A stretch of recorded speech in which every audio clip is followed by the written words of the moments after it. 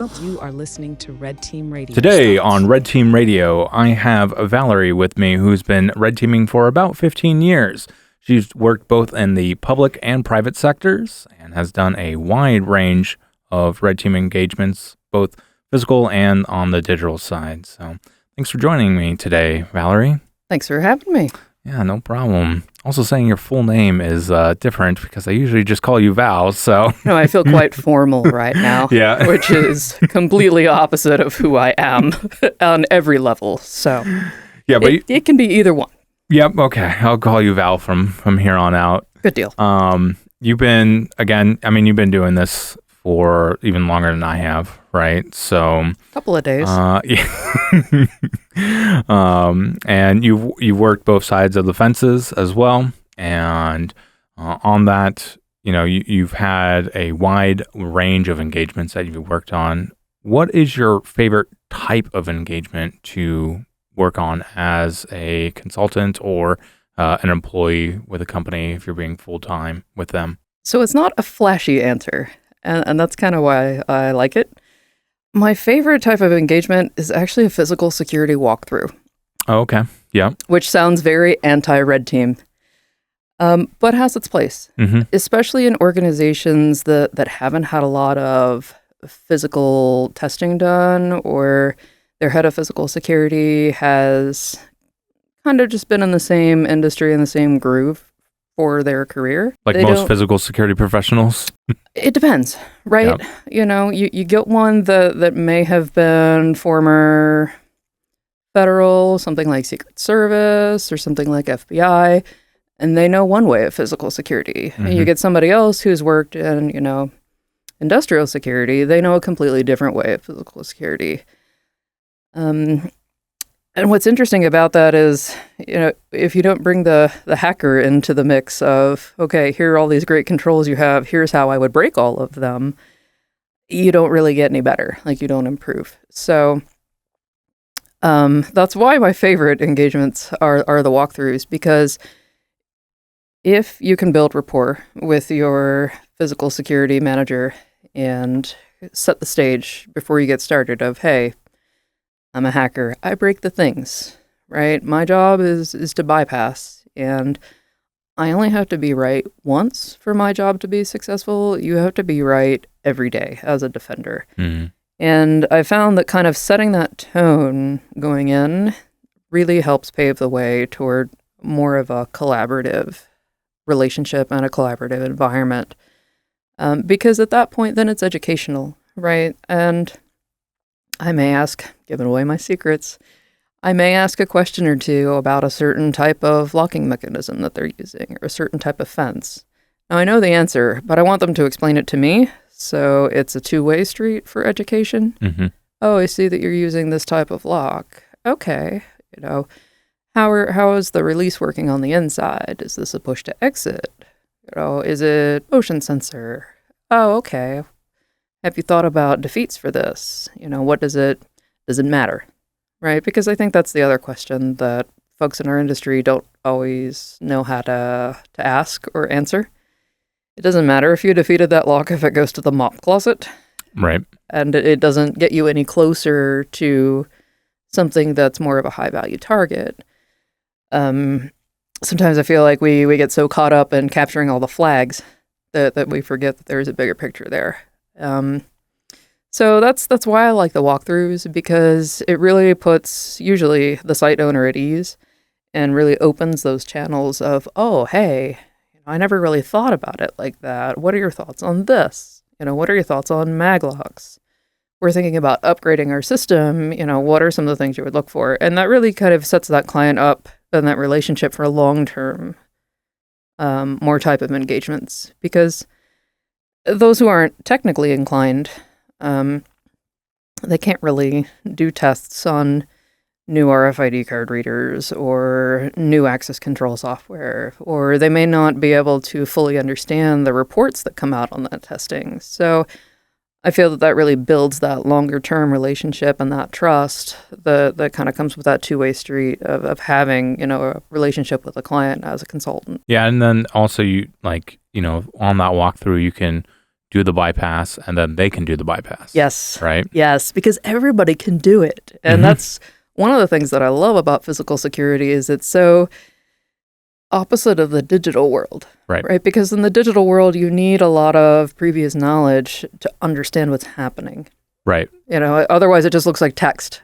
Oh, it flashed, right? Yep. Oh, it says this. What does that mean, right? Yeah, But if that door pops open and nobody's there, it's very much that shock and awe, that impact. And I'm a little theatrical. I love that moment. Yeah, I mean, like a weaponized exploit on the digital side is, we type in some items and then we hit enter. And then, it doesn't have that same feel as a weaponized exploit against a mechanical system because you're physically doing something, so you have a bigger connection to it than just pressing enter.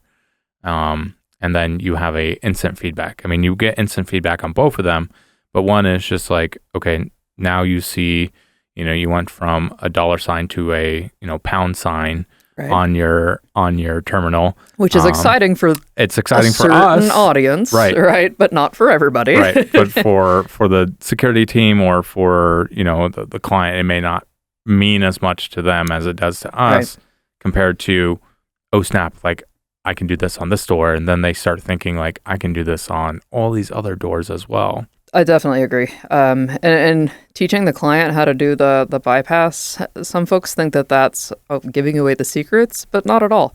I want them to be able to test their own things. I want them to be able to make that attack surface more hardened because it challenges both of us to be better.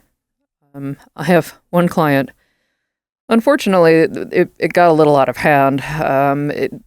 That relationship is a little bit more strained. It's more of them versus us kind of relationship. And that's unfortunate because there's a lot that both of us can learn from each other. And I can't quite get them to relax enough. I think it's just the industry and the way that they went through their career. Yeah.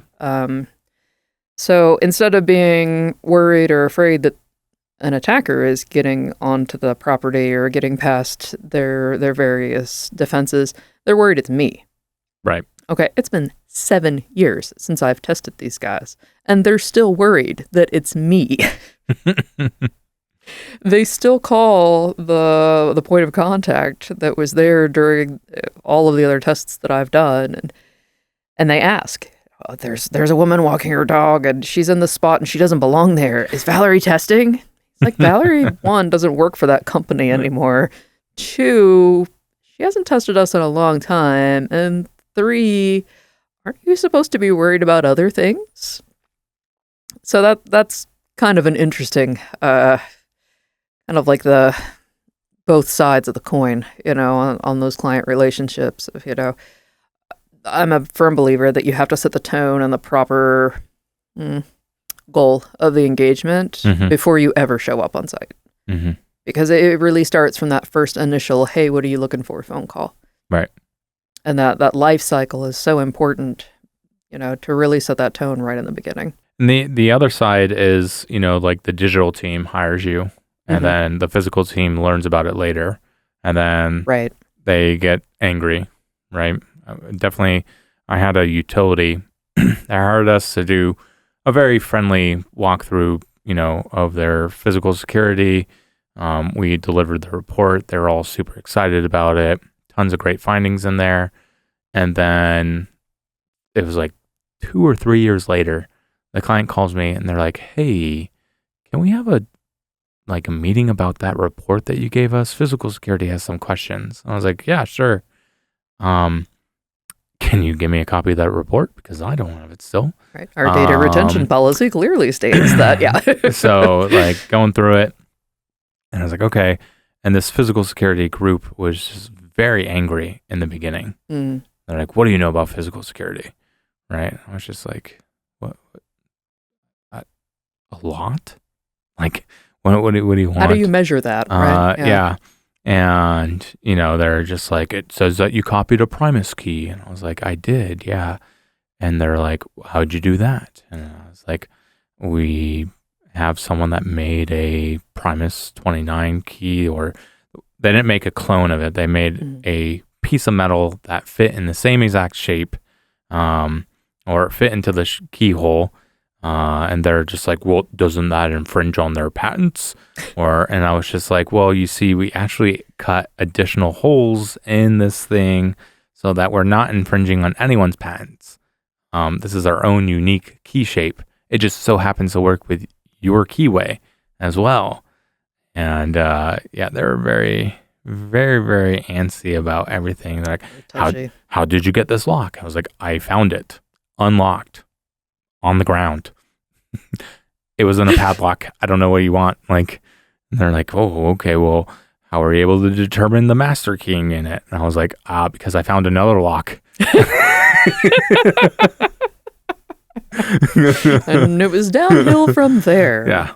I found some keys on site as well.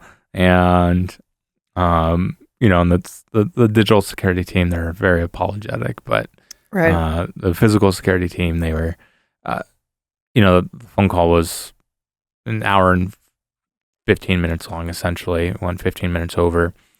The first 20 minutes, it was just them hammering me to be like, do you actually know what you're talking about in physical security? And then like the next 40 minutes, it was just like, okay, but like, is this really relevant for like what we're doing? I was like, you guys asked me to be a state actor. Like, this is why this has a high risk finding. Because a state this is trivially done by a state actor. Sure. And they're like, oh, okay. Yeah, I should be the least of your worries. Yeah. I'm just like, because I have a mortgage. Yeah. Well, I was just like, it was like, you're hammering on me for this, but have you found the actual like Chinese, sleeper cells in your company yet? Oh, no, you haven't. We should focus on that. Yeah, I've had similar situations, and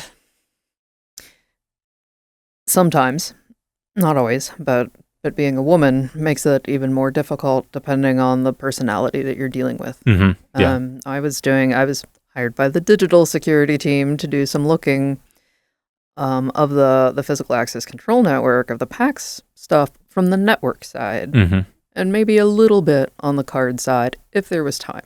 It was very much a technology-focused assessment that just happened to include this piece of technology in it. So I wasn't breaching the building, I wasn't bypassing anything, I'm just there with my laptop, good little consultant.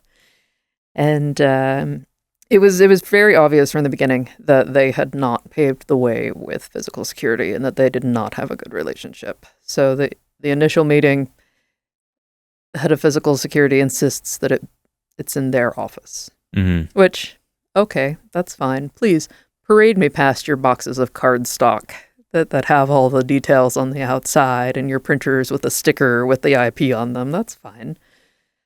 And he sits us down, and their security was armed, so he makes sure to stretch up so that I can see that he's carrying, and it wasn't even a very nice firearm at that, but that's neither here nor there. I do judge when it comes to certain things, and your carry piece is one of them. That was a high point yeet cannon. He should have known that wasn't a good carry piece. I digress. So we sit down, and I'm just giving just super high level, overview of this is what I'm going to be doing for the next couple of days. I'm going to look at the systems. I'm going to look at the server. Your readers are their IP connected for some of their function, not for all of it, but for some.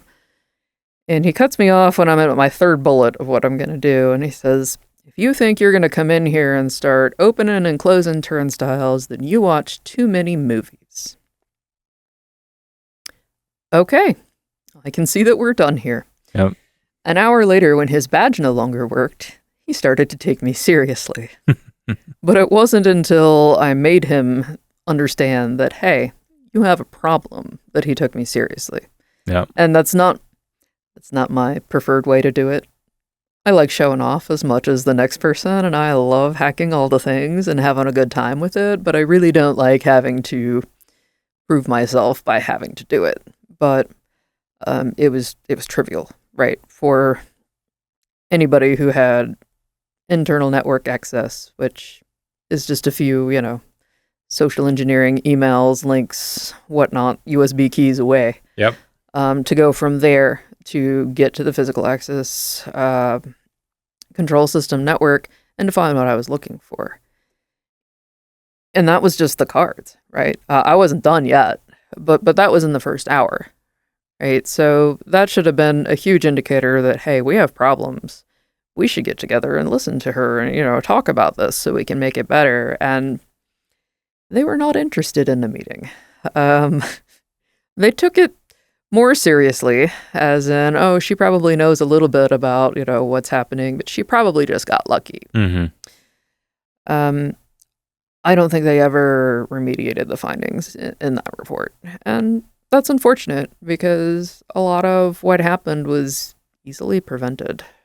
But it's kind of the downside of our industry as well.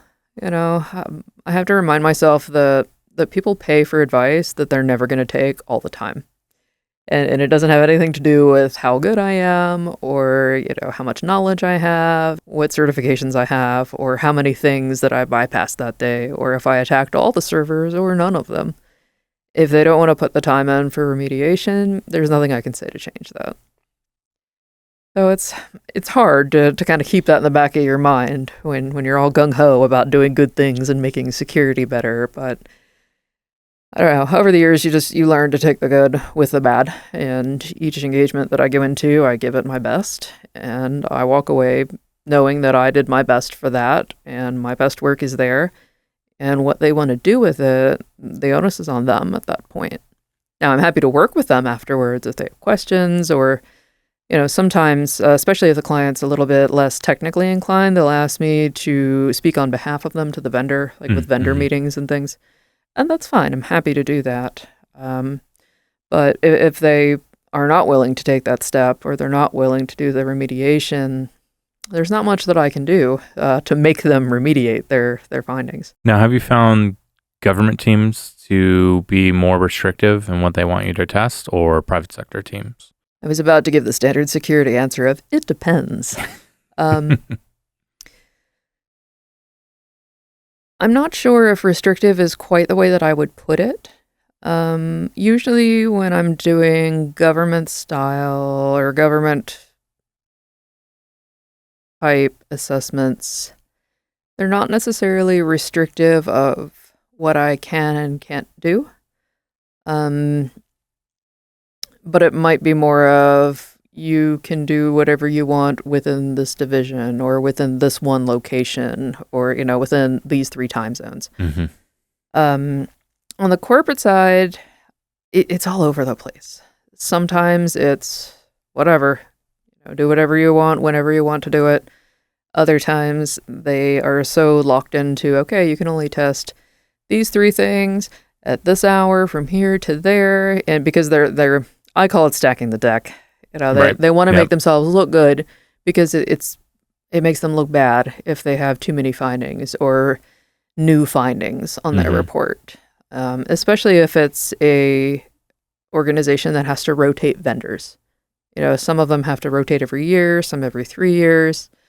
They really don't like seeing a lot of large discrepancies between one vendor and the next in certain environments.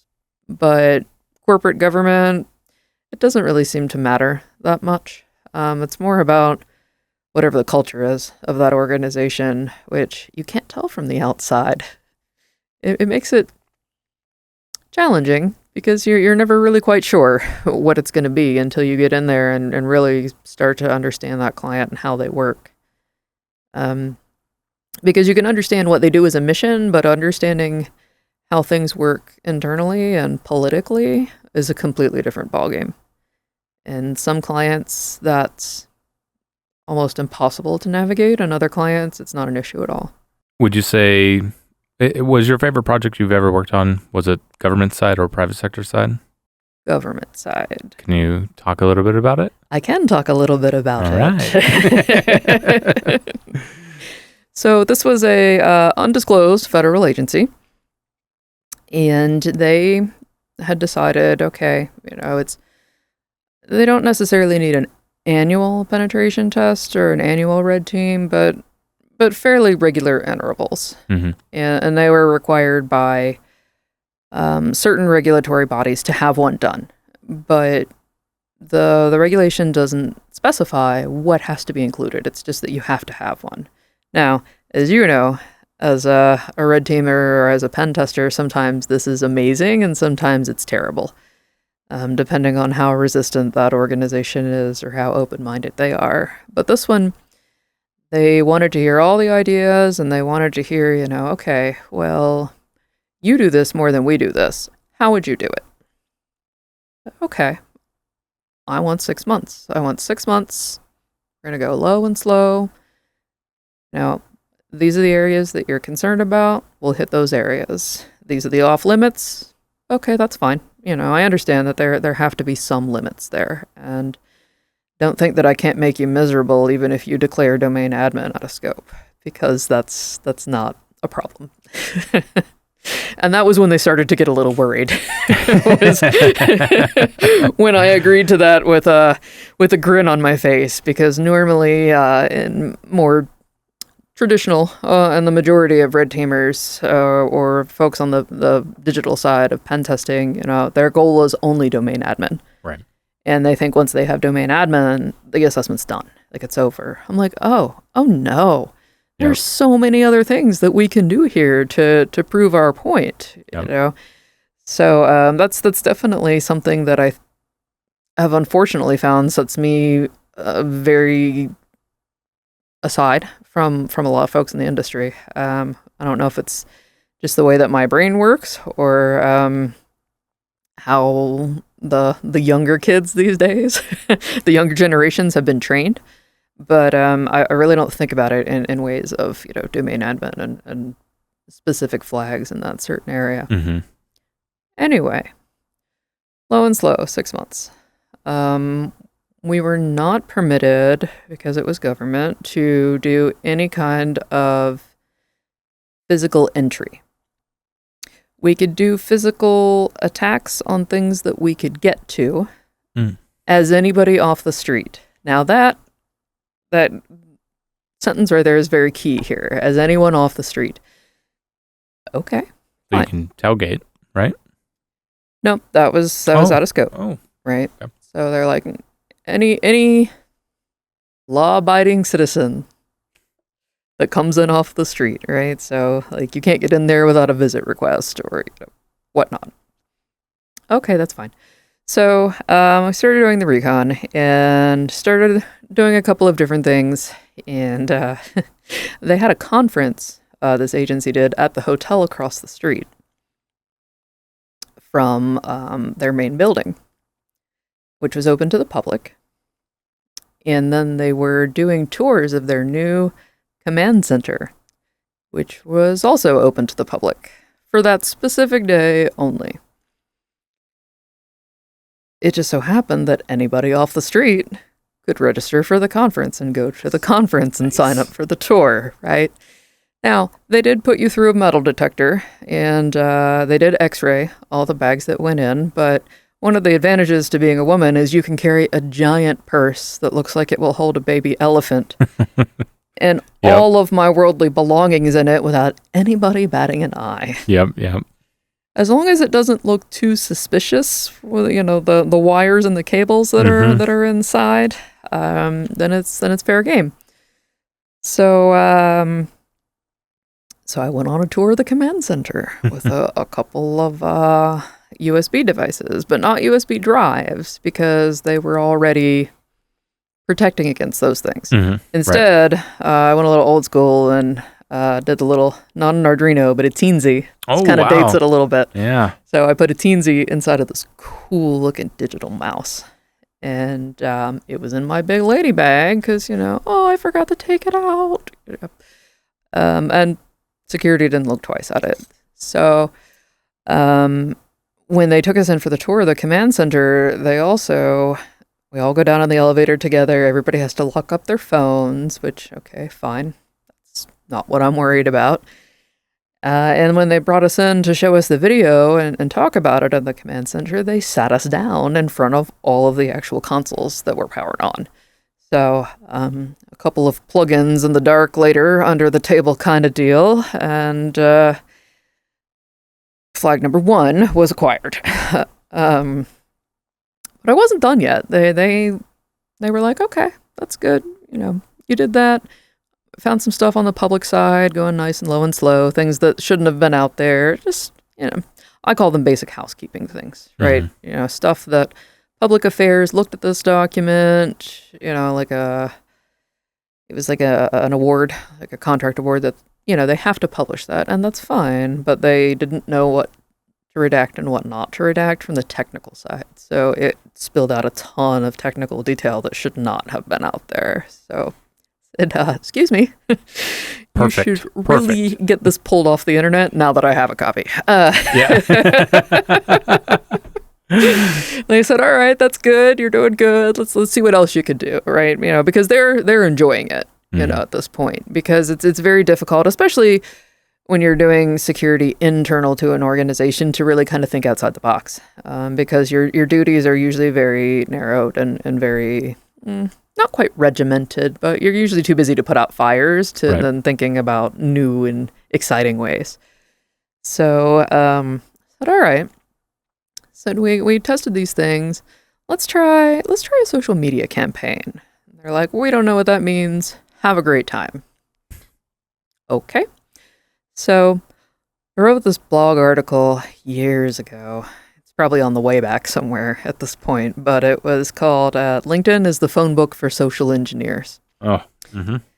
Because it way is. back in the day, when you wanted to know where, if I wanted a local locksmith, I'd get out the giant phone book and put it on the table, and I would look for locksmith, right? And LinkedIn allows you to do that the same way. I want to look for agency X. I want to see who's actively employed at agency X. That's awesome. All right, cool. Okay, there are 300. That's cool. Not going to target them right now. Instead, I did some research on who awarded them cybersecurity contracts. Back to, hey, I found this document that doesn't belong out here. We're going to just kind of bounce off of that. And I created Anna. And Anna's fake LinkedIn profile was really, really great. So you would hire her instantly? I would, well, you can't oversell it. Oh, okay. And this is where, it gets to be a little interesting, right? Because there were a couple small, caution flags of, her education. Like, the master's that she had, she wouldn't have been able to get that master's had she, with the undergrad that I had posted for her. But, small nuances that probably nobody is going to catch unless they're really, really looking to spot the fake. And, it made her local schools, to that state. You always root for the home team, right? So, local sports team of choice, she followed their pages. But she was a young engineer. And I'm not going to say what variety, because that kind of points to would tip it off too redacted much. client, right? Yeah. Right. Yes, exactly. And so she didn't have a lot of experience, but she had done these things and she was in these clubs. But it's really all about the profile picture. You can't go to Girls Gone Wild. You can't go to, I got this from Adobe stock, and this person obviously doesn't exist because they look like AI generated them. This was before AI could generate them. By the way, I feel that's an important detail to add. So unfortunately, this random girl's photo that I found on, the 18th page of DuckDuckGo, I'm like, that's the one right there. It's a cute photo. It's a candid photo. She looks super approachable. This is Anna. And I slowly started just sending out some invites and just taking it easy. There are algorithms to watch for those things. So I was taking it slow. And the second person that accepted her LinkedIn request was the deputy director of cybersecurity. Oh, nice. Right? And when I sent the request, I thought just for a half second, about not biting the hand that feeds you.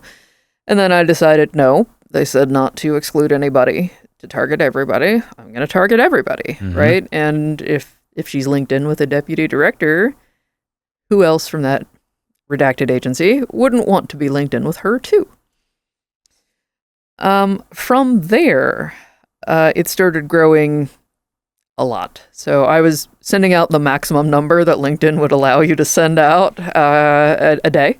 On the paid account or free account? Well, I started on the free account. Okay. And then she exceeded the number of connections that were allowed for the free account. Oh, I didn't know they limited that. They do limit that.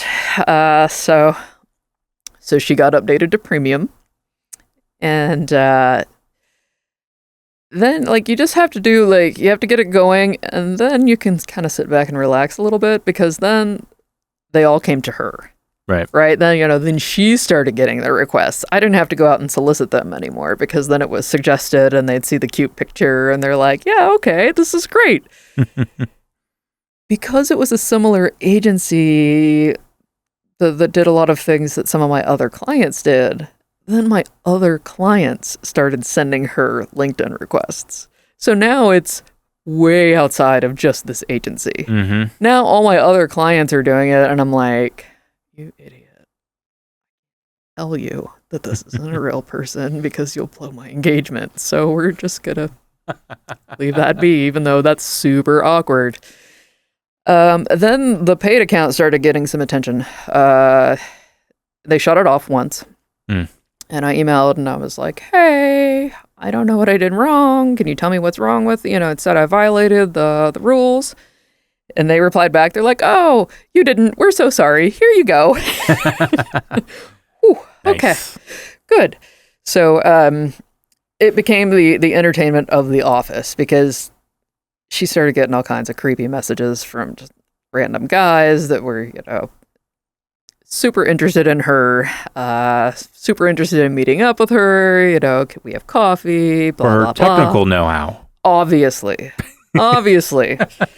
So it became the entertainment of the office. We used to play Kesha's Milkshake every day when we would check her messages, because it was just getting super entertaining at that point. We need to have AI change that to be like, my LinkedIn profile brings all the... Right. And then you just nerds fit to the yard. whatever you want to fit in. Yes, all my marks to the yard. So she kept getting more. She had far more connections than I had, by the way. Way more. They actually shut off my valid LinkedIn account during this process. Don't know why, but that's okay. Out of the two, I was so much happier that they left Anna alone, because I had so much invested in her at this point. So for the attack on the social engineering side, I'd bought her a domain and made her a resume and blah, blah, blah, and targeted people at the agency. It was basically, I'm gonna apply for a promotion. Can you look at my resume? I'd really like your thoughts. And instead of trying to upload the resume, they infect a document to LinkedIn, because I don't really want to use the third party to infect other places, because who knows what'll happen. I put the link to the website. So then you could count the clicks on it, right? And I only sent a few, and it was good enough. And at first, most of the clicks were from the States, and then they started coming from weird countries. I was like, okay, that's fine. I know what this means. So a few weeks later at the outbrief, they didn't want to know anything ahead of time. They're like, nope, come in, do a full outbrief, lay it all total out. blind. I'm like, all right, right? Like, I like your style. Normally, I do not get this luxury, right? And I'm definitely one of those shock and awe type people. So when I started the outbrief, and I've got my boss and my boss's boss with me, and bless their hearts, they didn't even ask to look at my slides first. So we get there, and the title slide looks fine. It's the company X corporate template. Everything looks normal. And then everybody sits down and everybody's comfortable. The next slide was nothing but Anna's photo. Oh, nice. No words, just her photo on the whole screen. And my point of contact goes, "Oh, thank God that's you. We thought it was China." So, Anna actually got her own IG investigation, Oh, nice. right, from the Inspector General, when somebody started to notice that she wasn't in the gal. I'm like, yeah, you Right. creep. I know why you were looking for her in the gal. You wanted to see what her cube number was so you Yep, could go talk to that's her. right. Don't even tell me it was about security because I don't want to hear it. And they reported it to agencies, security group. And that group contacted LinkedIn. They're like, hey, we think that this is a Chinese actor. We want to know whose credit card was used for this. And LinkedIn's like, that's great. We'll get that back to you as soon as you get us a warrant. Oh, okay. I was like, ooh, look at you, LinkedIn. I almost feel bad about using you, but not too much. Yeah. Because The feeling has left. that's what your state actor's going to do, right? They're just going to steal a credit card and Right. use, I just skipped that step, use my own. But yeah, so not only was Anna successful, but she also had her first IG investigation. And then they hurried through the rest of the slides and spent the last of the 2-hour meeting, the last 45 minutes of this 2-hour meeting, they wanted me to sign into Anna's account so that they could look and see who all friended her. So it was, did so-and-so? Yep. Or it's me looking at her LinkedIn, connections, not Yep. friends. Sorry. Wrong platform. Yeah. And Facebook and MySpace. Right. Feeling left out here. my face. So then it was, look up Bob, right? So it's just me typing in with my laptop and searching. So it was a fantastic campaign. We did some amazing work for them. Stuff it was really great emulation stuff. None of it was nasty. There was none of the blackmail that some teams resort to. It was all above board, and it's all just fun and creative. And we totally walked the line at that conference across the street and picked up all the badge contents Nice. because it was in a hotel. So yes, that's the Reader's Digest version, believe it or not, of my favorite engagement. Because there's more, but there's probably other stuff you'd like to talk about. Yeah. Weird, creepy texts from men on LinkedIn. I only get that from recruiters, but Well, my personal account doesn't get them, and that is totally fine. I don't mind that at all. It's like what we talk about in like surveillance all the time, right? If you put a photo of someone who's like an 11 out of a 10, right? It's like it's going to draw more attention than what you want sometimes. Yes. So then you get creepy guys looking for, the What cube, creepy guys look for. right? The cube of that person, so they can go chat them up, and then they realize they're not a real person. Similar to like what that GoDaddy employee did to my fake account, right? Right. Where he was like, I looked you up in the company directory and Yep. you're nowhere to be found. And I was just like, I work at this team. And he's like, I went to that team's office. You're not there. And it's just like, wow. Okay. I don't know what to tell you. Well, then you just start getting loud. Yeah. Well, no, I'm just like, I'm still a GoDaddy employee. I don't care. I was not a GoDaddy employee. My fake account, my alter ego, Jennifer Gibson, was a GoDaddy employee. Jennifer and Anna should have linked in together. I know. I had a friend look at my I started making posts on Jennifer's like stuff, Mhm. and I had a friend. She was just like, Drew, I know this is like a guy wrote all this. And I was just like, how can you tell? Right. Just for my personal curiosity, how did you know that a guy wrote Yeah. all of this? Yeah. She's like, I can definitely tell. I was like, great. Would you like to be under contract to write content for Jennifer Gibson? Right? This is my job, to be this fake woman online. I was like, we're trying to add people from this defense contracting company. Right. And we were using Facebook at the time. So, and we at that time we were using a lot of like the Facebook apps. So Mm-hmm. it was like the exact one I did was like, figure out what type of person you are in bed by answering this survey, right? And at that time, Facebook would give you all the information, not just about the person that is agreeing to, because the little pop-up pops up, right? And it's just like, do you agree to share your information? Blah, blah, blah, blah, blah. What they didn't realize is at that time during Facebook, and it's not exactly like this now, but if one of your friends agreed for something, it would allow them to see all your connections and connections of connections and stuff like that. Yeah. So here I am just waiting for some, ASU intern at one of these defense contractors to take this Facebook quiz that I made. But what fruit am I? That's right. Yeah. And it works so well. Like, it worked too well. Right. Like the list of names that we were having coming in, and then all this associated data with it, because everyone, just for whatever reason, they were putting tons of information on there. And if the employee didn't, it didn't matter, because their wife did or their husband did. Somebody else did. Yep. Yeah. So get all that as well, and able to build a great social engineering like starting point with that. And then we actually went to a bar and social engineered them in person. So that was fun. That's a whole nother level, right? And that's fun in itself as well.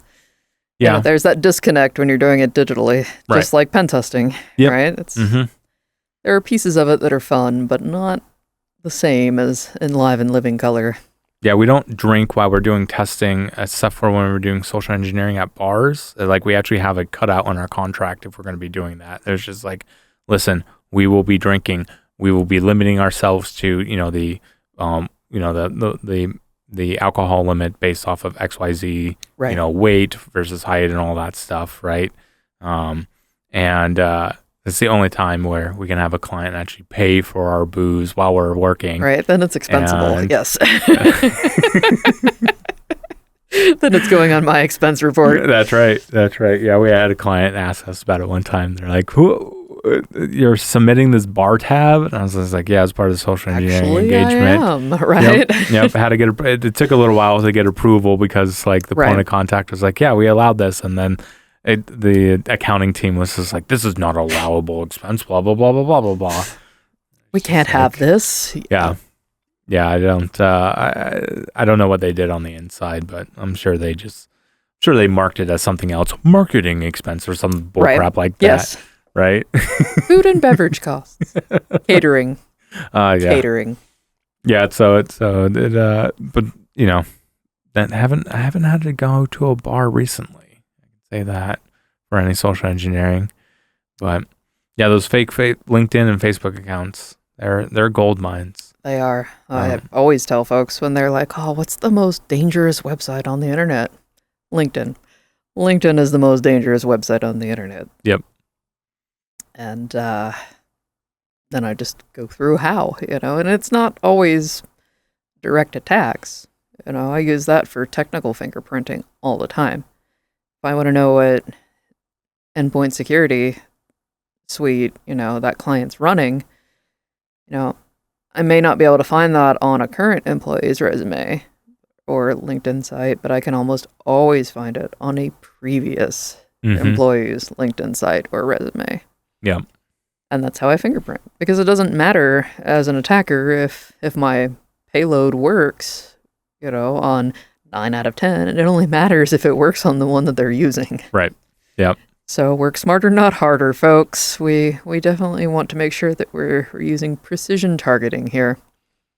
Yeah, and you raised a great point. Looking at employees' resumes, especially resumes if they're working at a place, the resume before they worked at that place, right? And it's just like what, and try to look for job descriptions, especially on the Wayback Machine, of like what their title is. And this works extremely well for like defense contractors, because they have very rigid titles. So, it's not like, lead maker and breaker or anything like that, right? It's just like security analyst 2. And it was just like, bam, let's go back to Wayback Machine on what security analyst 2 looks like. And then let's see what they have on the resume. Okay, these are the parts that linked up. Yeah, that's an excellent point. Yeah, as long as you're patient enough to use the Wayback, you can get all kinds of great information. And if it's not edited, because Wayback Machine can edit and censor data as well, which is something a lot of people don't talk about or they don't know. Right. Yeah. Or sometimes you get lucky, on LinkedIn, agency X. Okay, not current employees. Uncheck that box. Oh, okay. Now let's start looking for endpoint technologies. Right. Now let's start looking for our keyword. I mean, there are plenty of scrapers and tools out there that automate a lot of that for you, but sometimes I like doing it manually, just for nostalgia. And then have you found when you're using this fake LinkedIn account that people are more willing to just give you information, or were you actively like fishing for information for them, or No, I wasn't soliciting at all. Nope. Okay. I was just building that rapport. Mm-hmm. When I tested that agency again the next year, I took a different approach. We did several other exercises with them, but one of them was LinkedIn specific. And instead of making her an employee, because I didn't want them looking her up in the gal, I just put her as, defense contractor, whatever. Right. Right. One that they can just get lost in the mess. Booz Allen Hamilton. Redacted. I don't work on site. I'm an off-site contractor, but I'm there sometimes for meetings. That's right. Which works really great for where do you sit? What floor are you on? Mm-hmm. But in this campaign, I specifically targeted folks that were in physical security. So, their guard force was third-party contracted, which made it a little bit more challenging to try to figure out who was who. Because what I was hoping for was to get a payload through that way, mm-hmm. and to figure out how flat the network was around all the physical access control. It's fine if I'm not allowed to clone cards, maybe I can just temporarily open the door without one. Yep. If you can't go over it, go under it, go through it, just like the nursery rhyme or the children's book, depending on which version you grew up with. So that took a little bit longer, and I used a couple of different tools to get some names. This may have been during the Flickr time, I think, maybe. Oh, okay. There was also a feature in Twitter that was on and offline a lot, but there were a couple of sites where you could use it to search for tweets by geographical location. Mm-hmm. Same with Instagram for a while, and then they take it away, or then they put it up again, but like some other like weird, they change the API or something. So it was great because I was also getting the names right for the LinkedIn side, but I was also fingerprinting their technology by what was in the background of all the photos that they're taking. Like somebody put up a photo of their lunch or whatever. Right. And one of them was taken from inside of one of the guard shacks.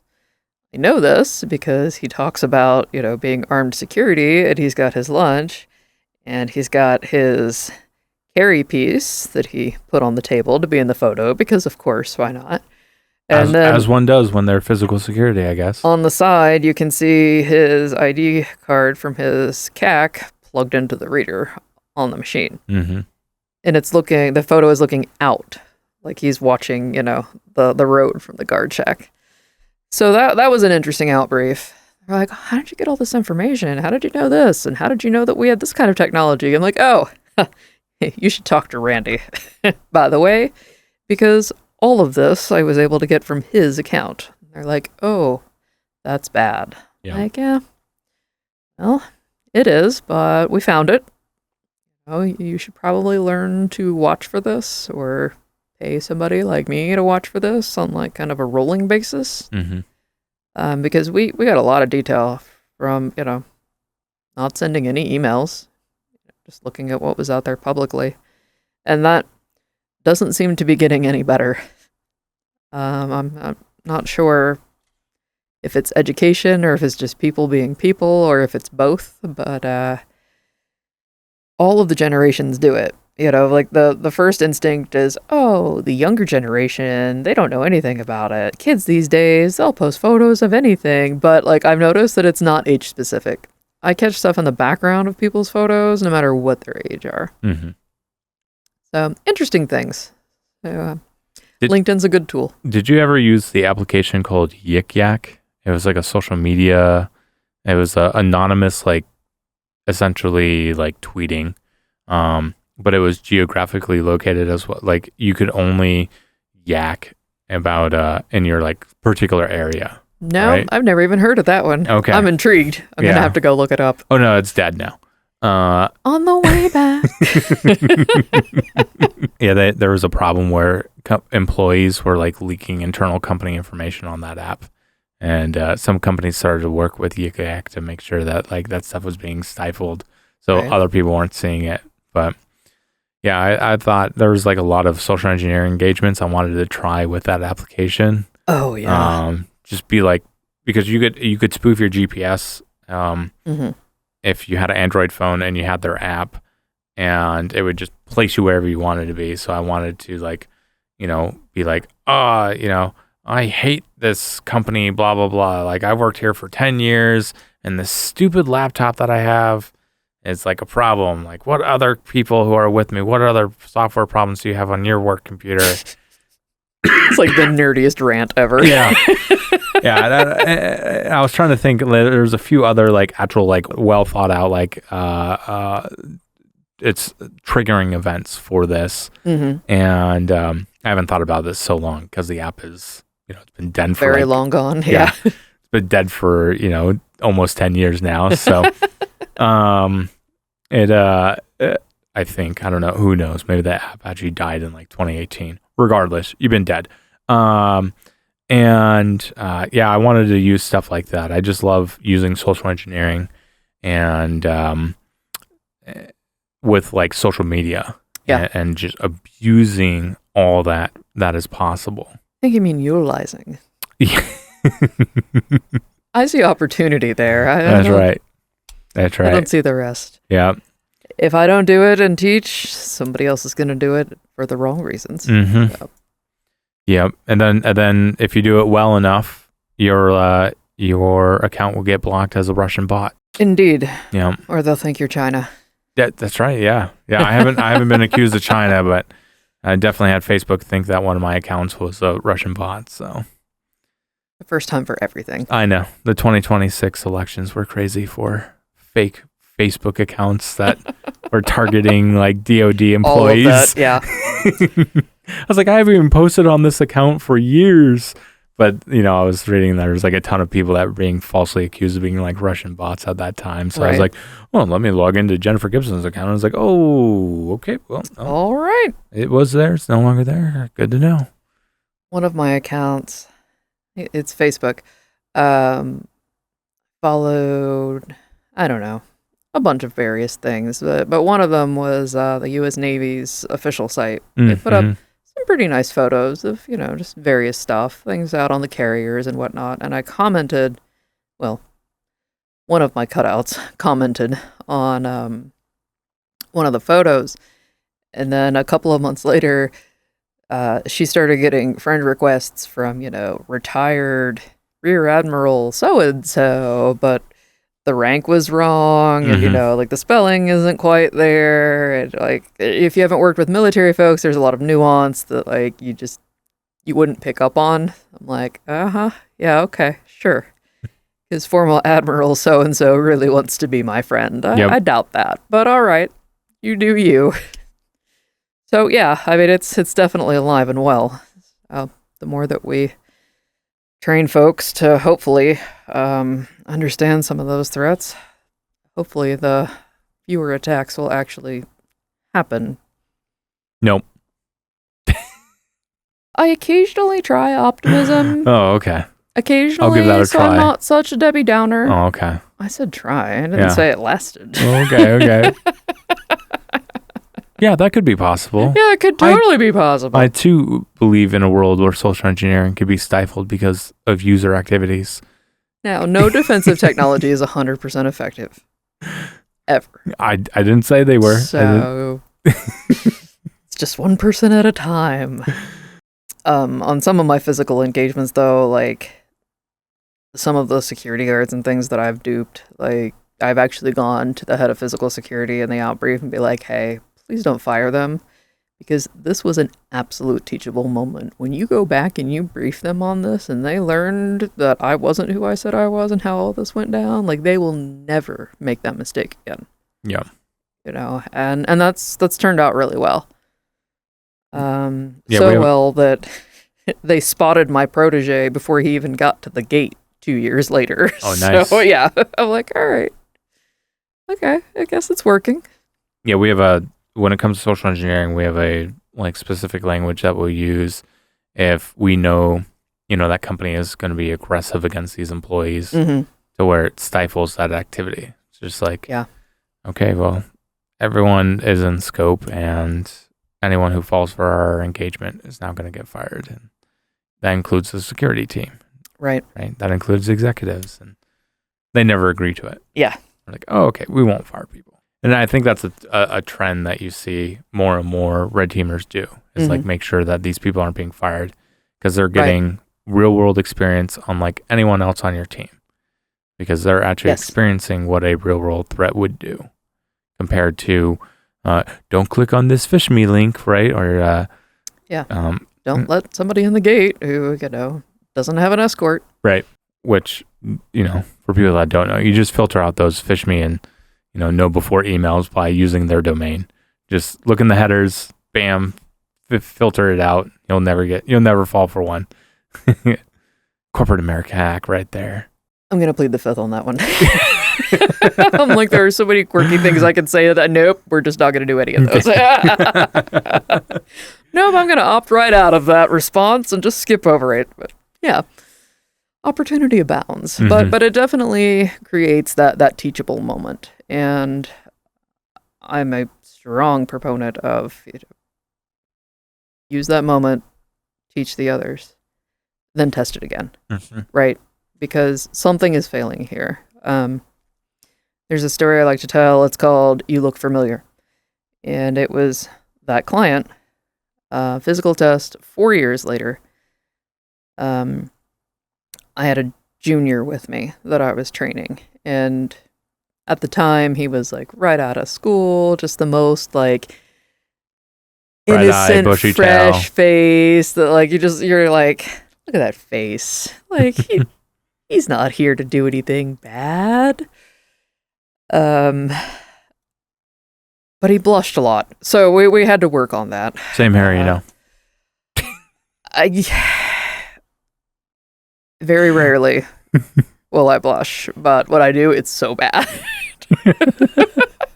So I have to think about hair. It's the red anything. hair. Oh yeah, it's definitely the curse of the redhead there. Like we don't have enough curses. Yep. Like not being able to tolerate direct sunlight and for more than seconds at a time. Usually being completely washed out on camera, which we are not today, thanks to your great lighting skills. Thank you, sir. I did sneak a few peeks in the camera just to make sure that I wasn't all washed out. Yeah, well, that one peek that you did, I thought like you're like someone was like coming into the door or something. That's why I did that. Oh no, something around. caught my eye there. I think it was just the reflection off of like the side of the glass of my glasses. I was like, "What's that?" The audience just thinks I'm I crazy. Still look great. Oh, that's good. I'm still centered. I haven't wobbled off the frame. Yep. All right, we're good. Oh yes, you look familiar. So, yep. It's Christmas time. And it was one of those, oh my gosh, we have to have this done before the end of the year. We know we forgot. We'll pay you extra. Please just come up and do it. Mm-hmm. Okay, fine. You guys are long-term clients. I'm not worried about it. We'll take care of it. I've done this before. Got a ride along this year. And, I want him to grow and to learn. And this is a good one because I know the layout. And I'm not going to put him in a bad situation accidentally anyway. If he puts himself there, well, that's on him. But so this particular area, it's in New England. It's cold, right? Late December. We had 3 areas to test, and this was a natural gas utility. Mm-hmm. And so I gave him the first 2. I was like, all right, these 2 are probably pretty easy. And we did the recon and things together, although it was super rushed, right? I was like, okay, this is what I know from before. Let's see if it's changed. Let's do what we can. Kind of one of those best effort kind of gigs where they're like, we know it's not going to be your best work, but just do it. I'm like, all right, it's fine. I said, I'll take the third site because the third site I don't think we're going to get into. I don't care if they catch me, right? It's not going to bother me. I've been doing this long enough that, I'm still going to sleep tonight. Right. So he does the first two, and his approaches are pretty good, but they had remembered a lot of the lessons from the last couple of tests they had, and they had him picked out before he even got up there to social engineer his way in. So, all right, that's fine. Their badge format was so old that I could not get it to write to a card properly. Some ancient Motorola Andala, back when Motorola owned Andala. It's probably still that way.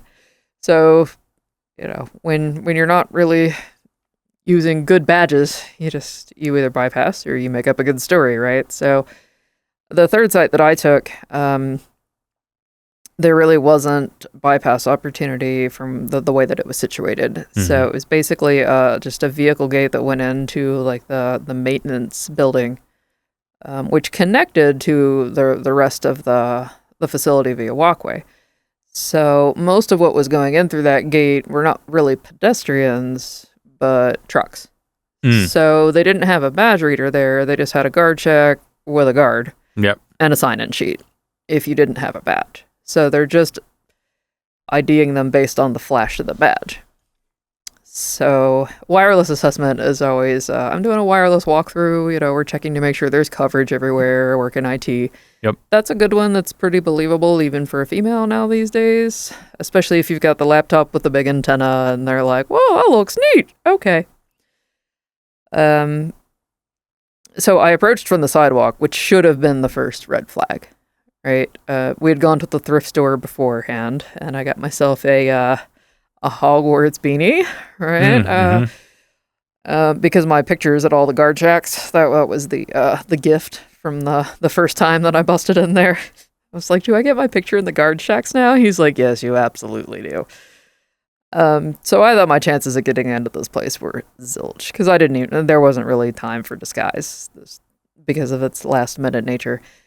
So I roll up, I've got the beanie on, tell her I'm there to check the spots in the wireless. She's like, oh, that's great. Yeah, I see your badge. She's like, okay, cool, we'll sign in over here. And I put a valid number down for an employee badge number, but she didn't check it in the system. Mm-hmm. All she had to do was type it into the software that was up on the computer there, because there wasn't a card reader. But she didn't do that because it wasn't part of their policy to do that. But then she starts chatting and asking questions about, the laptop and wireless, and about every 30 seconds she'd be like, you look so familiar. Did you go to school around here? No, I didn't grow up around here because I don't sound like I'm from New England, right? So trying to fake that I'm from New England is a bad idea.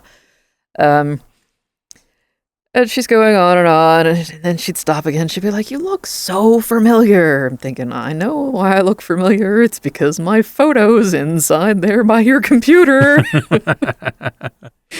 And then she starts telling me that, because I asked her what time that gate closed, because I wanted to make sure that I could get out later, in case I couldn't get around anywhere else. Because I didn't bring bypass tools with me, because I didn't think that was going to be part of the plan. That was a lesson learned.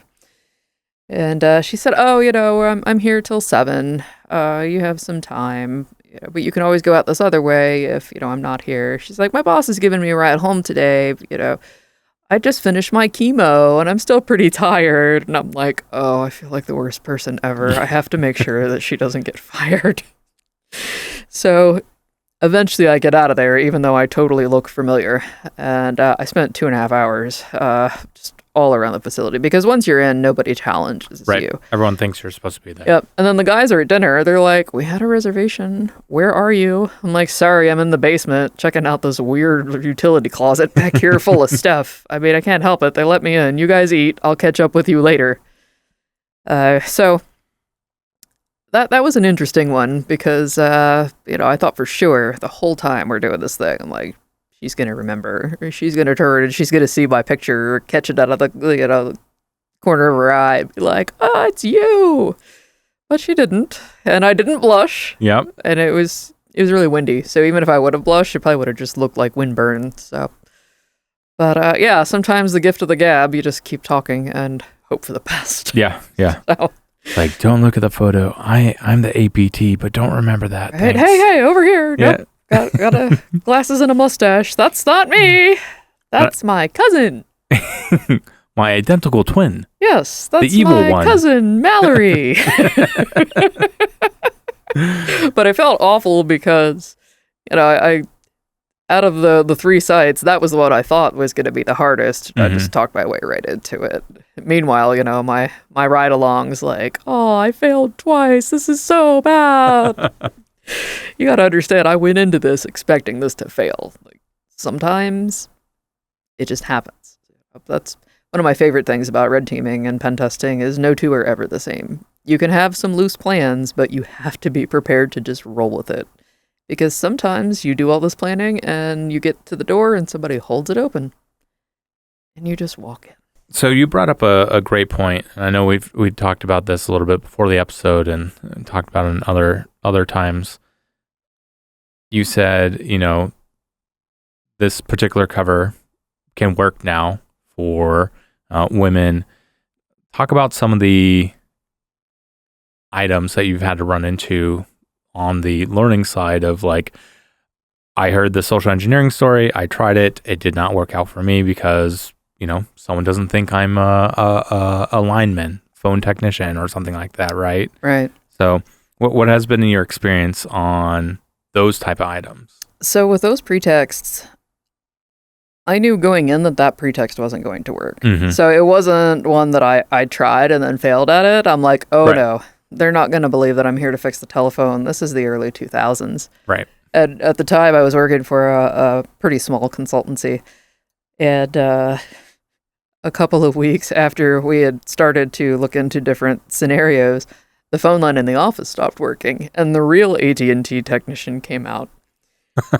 And the lobby to this building was so small. I mean, we're talking like single bathroom size.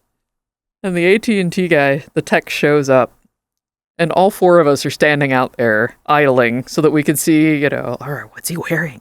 It's very girly. What's he wearing? Is he wearing jeans? Is he wearing a vest? And it's just a dude in jeans, a grubby t-shirt, his like AT&T safety vest with a tool belt. And he's like looking at us all like, why is everybody out here looking at me? I'm like, oh, right. Let me show you the telco closet. It's over here. So things like that, I knew from just like reading the pretext and some of the early texts about social engineering and physical testing. No Tech Hacking by Johnny Long, Art of Deception by Kevin Mitnick. A lot of those, it just wasn't believable for a female back in the early 2000s and even the mid 2000s, really.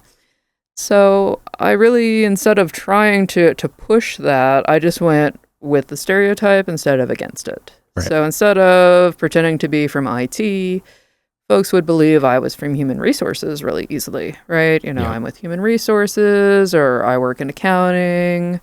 Things like that were more believable. They were all about that, which, the targets that also gave me opportunity to play dumb and let them educate me, right? So that helped a lot in those particular areas. Because if you're going to stand out, if you're a woman and you walk into a data center, you already stand out. Mm-hmm.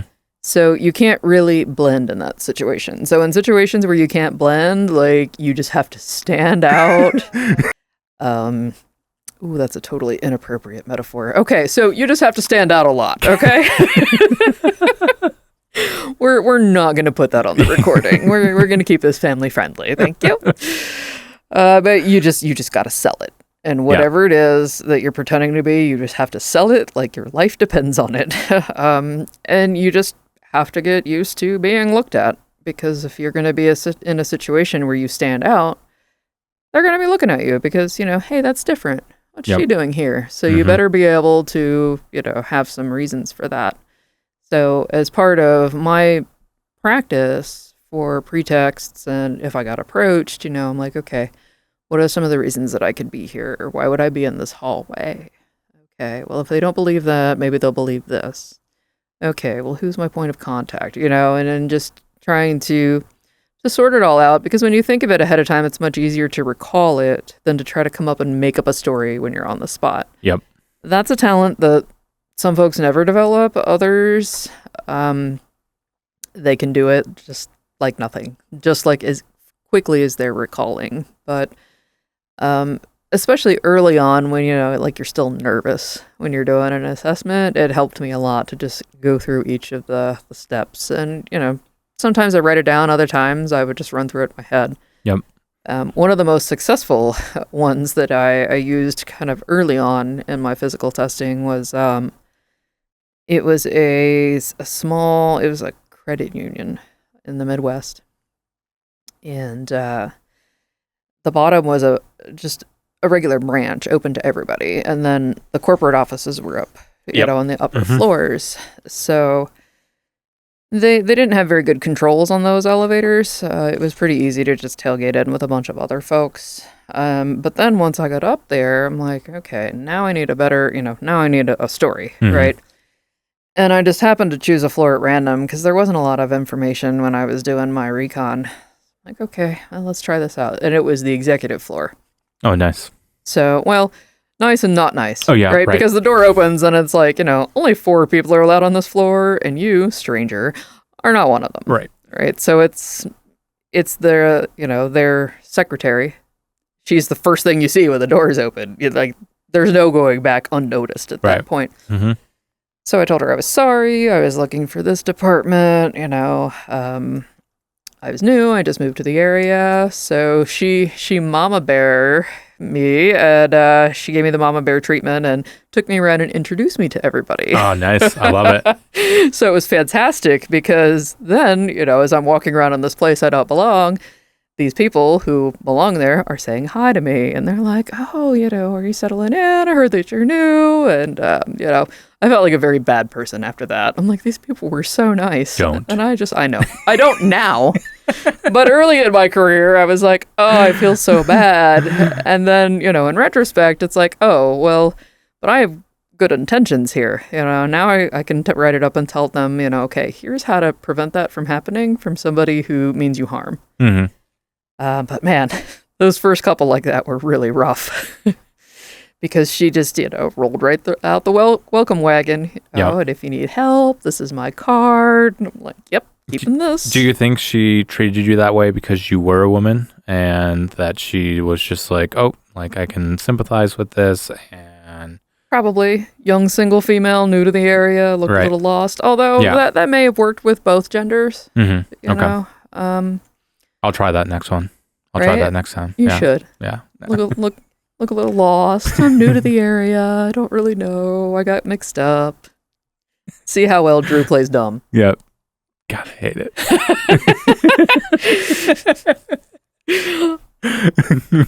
I don't mind it. Whoops, sorry. I don't mind playing dumb as long as it feeds into the master plan. Right. Mm-hmm. But as I've gotten older, I've also learned to be much more selective with where I use my energy. Mm-hmm. Proving to this random person that I'm technical and I understand them, or that I understand it better than they do, that just doesn't appeal to me. Right. It's like that meme. Oh, you use Linux? Name every Linux command out there. Right. It's like, okay. Yeah, I can't do that. I don't know anyone that could. That's a lie. I know one person. I was going to say, I know some folks, and they're really not very good on conversation. But if you have a technical question, they're my first IM. Not call, because they're not voice people. And I don't want them to have my numbers. No. It's not what I said. I remember it was last DEF CON. One of my female colleagues was new to the industry, and it was her first DEF CON and her first time in Vegas. And it was just, a lot. And we were kind of making the rounds, and I was introducing her to some folks, and she's like, why do you let them talk to you like that? Talk to me like what?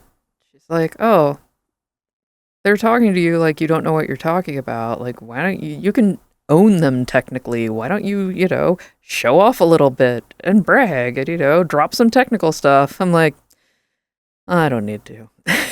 Nah, it's just not worth the effort. I don't need them to know that I know things.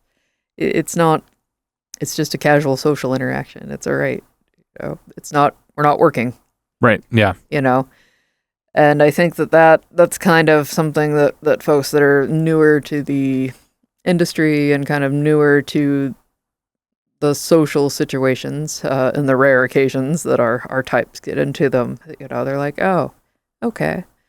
I don't need to prove myself to every single person that I talk to. I'm like, no, just relax and have a good time. Yeah. And I think, that just general mindset comes, I think, with maturity in the industry, right? Yeah. Where it's just like, I don't need to show that I'm the smartest person in the room, or I don't need to think, I don't need everyone else to think that, right? Right. And it's just like, no. Okay. Even when I'm presenting, like, there's always going to be things that I don't know. I don't ever want to be in a situation where I'm not teachable. Yep. There's always something that I can learn. It is. Even if it's on a topic that I'm speaking about. I require sleep, unfortunately, and I can't spend all of that time learning. So I just think that that's an important thing to stress to folks who are newer to the industry is, hey, slow your roll, just relax. We're all here to have a good time. Let's just Especially at somewhere like conversation. DEF CON. Right. Right. Yeah. You don't want to walk in there trying to brag to everybody that you see. Like, that's... I'm the most lead SOAR hacksaw ever. Right. I'm definitely not. No, I'm definitely not either. I have my good days. I have my bad ones too. And I'm all right with that. It's like, what is that saying? It's just something about, the highest level of knowledge is pretending you don't know anything, so everyone leaves you alone. Yeah. I haven't quite gotten that far. I'm not there yet. But, if somebody says something that's technically incorrect, I'm not going to correct them. Yeah, especially on the internet. Oh, yeah. Definitely not on the internet. It could be one of the fake LinkedIn accounts. That's right. That's how you get the quickest answer, right? The joke is the quickest way to get the correct answer to something is to say it incorrectly on the internet. Yes. Or incorrectly at all. Mm-hmm. I use that ploy in social engineering all the time.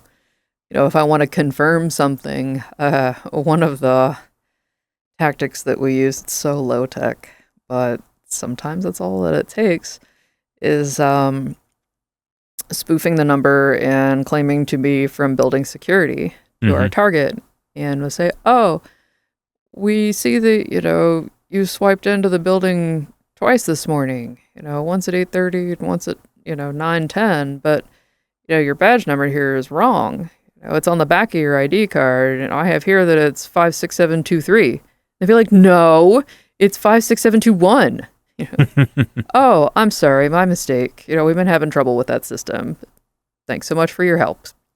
Because people we instinctively want to correct instead of just letting it go. So that's a tactic that I don't think is ever going to not work. Yeah. Unless you come across someone who's been trained in the intelligence world. And it's super easy to know if you've come across one of those people because they conversate very differently than the rest of us. And that's okay. They just make for different targets. Not harder, just different. How can you tell? I don't know what you mean. This isn't that kind of show. Sorry, that's not for public consumption. Yeah. You're not cool enough, YouTube. Sorry. Sorry, YouTube. Maybe next time. Thank you for tuning in to Red Team Radio. Don't forget to like this episode, hit subscribe, and follow for more. Craving extra Red Team Radio exclusives? Dive deeper at redteamradio.net and click support for early episode releases and members-only content. Join us twice a month as we continue to unveil the unseen in the Red Team Chronicles. Remain vigilant and do not cease to be curious.